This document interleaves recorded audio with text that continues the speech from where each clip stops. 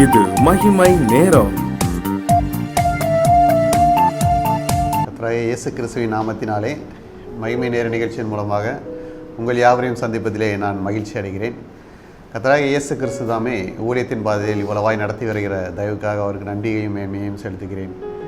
இந்த நாட்களிலும் இந்த வாரத்திலும் நாம் தியானிக்கும்படியாக எடுத்துக்கொண்ட தலைப்பு சபை. இயேசு கிறிஸ்து தங்கி தாபரிக்கும் சபையிலே, நாம் தேவனை ஆராதிக்கும்படியாக கூடுகிற இடமாகிய சபையிலே, அவரை மகிமைப்படுத்தும்படியாக நாம் கூடுகிற சபையானது எப்படியாக காணப்பட வேண்டும் என்று இயேசு விரும்புகிறார் என்பதாக நாம் தியானிக்க இருக்கிறோம். இந்த நாளிலும் நாம் வேதாகமத்திலே பேதுரு சிறைச்சாலையில் இருக்கும்போது அங்கே சபையார் செய்த காரியங்களை அடிப்படையாக கொண்டும் இன்னும் சில காரியங்களை அடிப்படையாக கொண்டும் நாம் இன்று முதல் நாம் தியானிப்போம். இந்த நாளிலும் முதலாம் நாளிலும் நாம் சபை எப்படியாக காணப்பட வேண்டும் என இயேசு விரும்புகிறார் என்பதை சிந்திப்பதற்கு ஆதாரமாக எடுத்துக்கொண்ட வேத வசனம் அப்போஸ்தலர் 12ஆம் அதிகாரம் 5ஆம் வசனம். அப்படியே பேதுரு சிறைச்சாலையிலே காக்கப்பட்டிருக்கையில் சபையார் அவனுக்காக தேவனை நோக்கி ஊக்கத்தோடு ஜெபம் பண்ணினார்கள் என்று வாசிக்கிறோம். பேதுரு சிறைச்சாலையிலே காக்கப்பட்டிருக்கும் போது, சிறைச்சாலையிலே அடைபட்டிருக்கிறார். அவர் விடுதலை பெற வேண்டும் என்று சபையார் ஊக்கமாக ஜெபம் பண்ணினார்கள் என்று பார்க்கிறோம். சபையானது ஜெபிக்கும் மக்கள், விசுவாசிகள் அதிகம் உள்ள சபையாக காணப்பட வேண்டும் என்று இயேசு விரும்புகிறார்.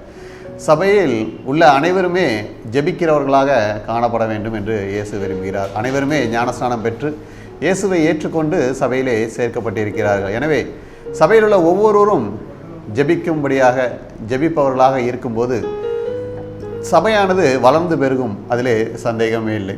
அப்படியாக இயேசு விரும்பும் சபையானது ஜெபிக்கிற ஒரு சபையாக காணப்பட வேண்டும். பல கூட்டங்கள் நம்ம சபையிலே நடக்கும். நாம் ஞாயிறு ஆராதனை இன்றும் பல உபவாச கூட்டங்கள் என பல கூட்டங்கள் நடக்கிற சூழ்நிலையிலும் ஜெபிக்கும் மக்களை நாம் பார்த்தோமானால் மிக சொற்பமாக இருப்பார்கள். அந்த கூட்டங்களுக்கு வரும் மக்களும் சொற்பமாக இருப்பார்கள்.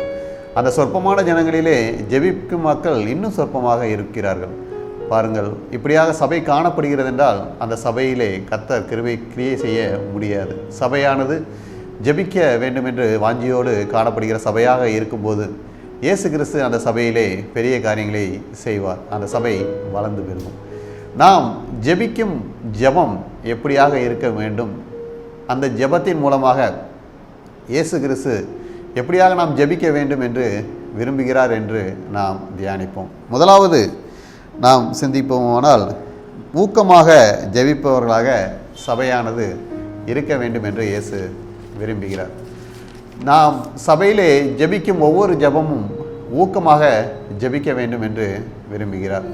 இந்த நாளில் நாம் வாசித்த வசனத்திலே நாம் பார்க்கும்போது, சிறைச்சாலையிலே பேதுரு இருக்கும்போது சபையார் அவனுக்காக ஊக்கத்தோடே ஜெபம் பண்ணினார்கள் என்று பார்க்கிறோம். ஊக்கத்தோடு ஜெபிக்கிறது என்பது தங்கள் மனதை ஊற்றி அந்த ஜெபத்திற்கு பதில் கிடைக்கும் வரையிலும் அந்த ஜெபத்தை செய்து கொண்டே இருக்கும்போது இயேசு கிறிஸ்துவானவர் அதற்கு பதில் செய்கிறார்.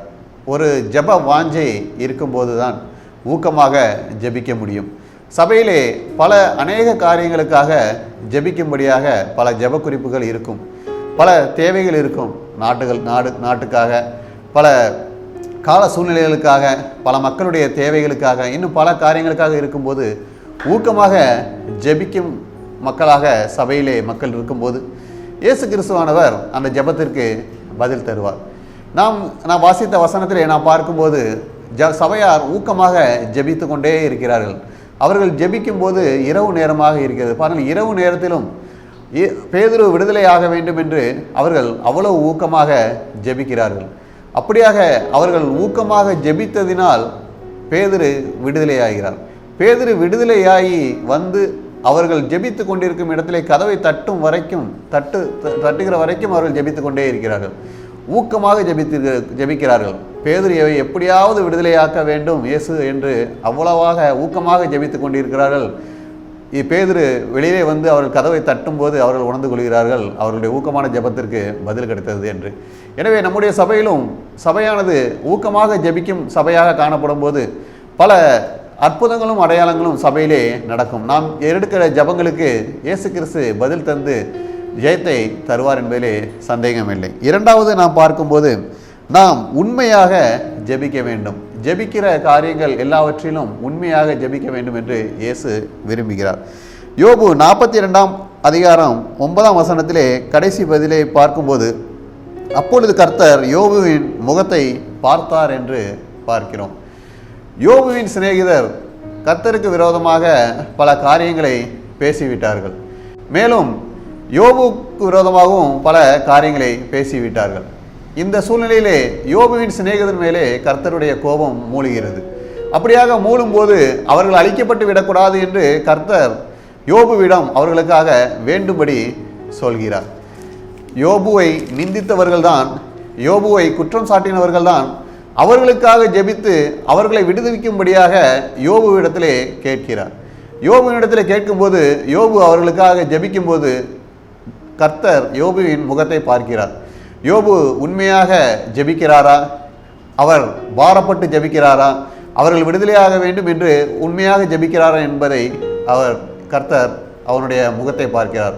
அகத்தின் அழகு முகத்திலே தெரியும் என்பது போல யோபு உண்மையாக உத்தமத்தோடு அந்த ஜெபத்தை ஏறெடுத்ததினால் அந்த அவர்களுடைய சிநேகிதர்கள் காக்கப்பட்டார்கள். யோபுவின் ஜெபத்தை இயேசு தேவன் கேட்டார். பாருங்கள், சபையானது இப்படித்தான் ஊக்கமாக உண்மையாக ஜெபிக்க வேண்டும். எந்த ஒரு சூழ்நிலையிலும், எப்படிப்பட்ட சூழ்நிலையிலும், யாராக இருந்தாலும் ஊக்கமாக உண்மையாக ஜெபிக்கும்போது ஜெபிக்கிற மக்கள் அதிகமாக இருக்க வேண்டும் சபையிலே. அப்படியாக இருக்கும்போது அந்த சபையானது வளர்ந்து பெருகும். ஒரு ஜெப குறிப்பு இருக்கிறது என்றால் அதை கொடுத்தவர்கள் யாராக இருந்தாலும் அந்த ஜெபத்திற்கு உண்மையாக நாம் ஜெபிக்கிறவர்களாக இருக்கும்போது அந்த அப்படிப்பட்ட சபை வளர்ந்து பெருகும். மூன்றாவதாக நாம் பார்க்கும்போது நாம் ஜெபிக்கும் ஜெபத்திற்கு தேவன் பதில் கொடுக்கும்படியாக சாட்சியுள்ள வாழ்க்கை நாம் வாழ வேண்டும். இவர்கள் ஜெபித்தால் பதில் கிடைக்கும் என்று சாட்சியுள்ள வாழ்க்கையை வாழ வேண்டும். யோபு 42:8 நாம் பார்க்கும்போது யோபுவின் சிநேகிதர் மேல் இருந்த தேவனுடைய கோபம் மாற வேண்டும் என்று ஜெபிக்கும்படியாக கர்த்தர் யோபுவை தேர்ந்தெடுத்தார். யோபு ஒரு உபத்திரவத்திலே இருந்தவர் தான், அவர் சிக்ஷையிலே இருந்தவர் தான், அவர் சோதனையிலே இருந்தவர் தான். ஆனாலும் தேவன் யோபுவை தேர்ந்தெடுத்தார்.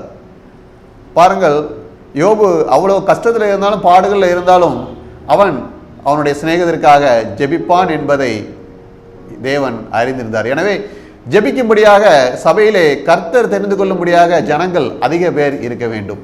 இந்த ஆலயத்துக்கு போனால் கர்த்தருடைய மக்கள் இருக்கிறார்கள், அவர்கள் ஜெபித்தால் பதில் கிடைக்கும் என்று விசுவாசித்து மக்கள் வர வேண்டும். பல ஆலயங்களிலோ பல ஊழியர்களை தேடி மக்கள் நாடி செல்வதை நாம் பார்த்திருப்போம். அவர்களை தேடி சென்றால், அவர்கள் ஜெபித்தால் அந்த காரியங்களிலே ஜெயம் கிடைக்கும். அந்த கூட்டத்துக்கு நான் சென்றிருக்கிறேன், நான் அற்புதங்களை பெற்றிருக்கிறேன் என்று பலர் சொல்லியிருப்பார்கள். அப்படியாக ஒவ்வொரு சபையிலுமே சபையின் மக்கள் அப்படிப்பட்ட வரங்களை பெற்றவர்களாக சாட்சியுள்ள வாழ்க்கை வாழ்கிறவர்களாக காணப்படும் போது கர்த்தர் சொல்லுவார், இந்த சபை எனக்கு பிரியமான சபை, நீ இங்கே சென்று ஜெபியுங்கள் என்று ஒவ்வொரு சபையிலும் கர்த்தர் சொல்லுவார். எனவே கர்த்தர் நம்மை ஜெபிக்கும் சொல்லும்படியாக சாட்சியுள்ள வாழ்க்கை வாழ வேண்டும். சபையானது இப்படிப்பட்டதாக உண்மையாக ஜெபித்து சாட்சியுள்ள வாழ்க்கையாக தேவன் தெரிந்து கொண்டு நம்மை ஜெபிப்பவர்களாக அநேக மக்கள் இருக்கக்கூடிய சபையாக காணப்படும் போது சபையானது வளர்ந்து பெருகும் என்பதிலே சந்தேகமில்லை. இயேசு கிறிஸ்து இப்படிப்பட்டதாக தான் சபை காணப்பட வேண்டும் என்று நினைக்கிறார். எனவே ஜெபத்திலே தரித்திருப்போம், கர்த்தர் பெரிய காரியங்களை செய்வார், சபை வளர்ந்து பெருகும். கர்த்ததாமே கிருபை செய்வாராக. ஆமேன். ஜெபம். கர்த்தாவே, இந்த நாளிலும் சபையானது ஜெபிக்கிற சபையாக இருக்கும்போது அது வளர்ந்து பெருகும் என்பதாக சிந்தித்தோம். எங்களுடைய ஒவ்வொரு சபைகளிலும் ஜெபங்கள் முக்கியமாக இருந்து ஜெபிக்கும் ஜெபத்திற்கு பதில் தருவீர் என்று விசுவாசத்தோடு காத்திருந்து சபை வளர்ந்து பெருகும்படியாக கிருபை செய்ய வேண்டுமா? இயேசு கிறிஸ்துவின் மூலம் ஜெபிக்கிற நல்ல பிதாவே. ஆமென்.